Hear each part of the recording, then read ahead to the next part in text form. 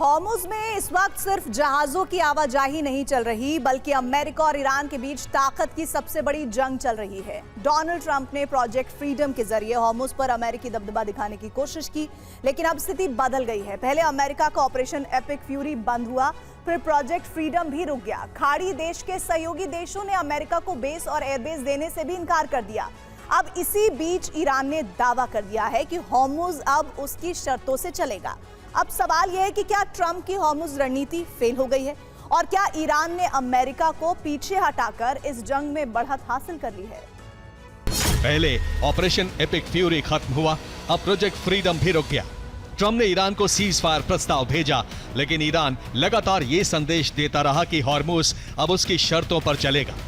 अब सवाल है कि क्या ट्रंप खाड़ी में सीधे टकराव और लंबी जंग में फंसने से घबरा गए हैं, और क्या हॉर्मुज़ में अमेरिका की समुद्री रणनीति ईरान की व्यूह रचना के सामने कमजोर पड़ गई है। पहले ट्रंप प्रशासन ने ईरान को सीज फायर प्रस्ताव भेजा, फिर अमेरिकी विदेश मंत्री ने ऐलान किया कि एपिक फ्यूरी खत्म हो चुका है, और उसके कुछ ही समय बाद खुद ट्रंप को प्रोजेक्ट फ्रीडम रोकने की घोषणा करनी पड़ी।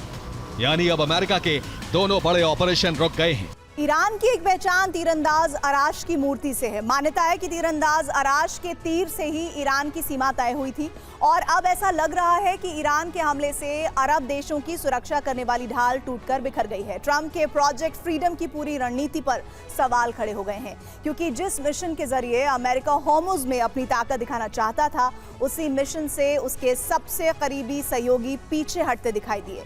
सऊदी अरब ने एयर स्पेस नहीं दिया, कुवैत ने अमेरिकी बेस इस्तेमाल करने की अनुमति नहीं दी, ओमान ने सैन्य सहयोग से दूरी बना ली, और यूएई को डर है कि अगर जंग बढ़ी तो ईरानी हमले सीधे खाड़ी के शहरों और तेल ठिकानों तक पहुंच सकते हैं। यानी अमेरिका के साथ खड़े रहने के बजाय अरब देश खुद को बचाने की रणनीति बनाते दिखाई दिए, और इसी के बाद ट्रंप को अपना ऑपरेशन रोकना पड़ा। उधर 316 दिन की लंबी तैनाती के बाद यूएसएस जेराल्ड आर फोर्ड भी वापस लौट रहा है, और सवाल उठ रहा है कि क्या हॉर्मुज़ में अमेरिका पीछे हट गया। एपिक फ्यूरी ईरान के हमलों के डर से बंद किया गया है।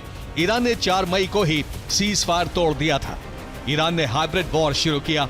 यूएई के फुजैरा बिजली प्लांट पर हमला हुआ। तेल टर्मिनल का उत्पादन 30% तक घट गया। यूएई का मुख्य डिसैलिनेशन प्लांट रुक जाने से बोतल बंद पानी 40% महंगा हो गया। कई बड़े होटल और रिहायशी कॉम्प्लेक्स में पानी इस्तेमाल पर बंदिश लगानी पड़ गई, लेकिन अमेरिका चुप्पी लगाए रहा।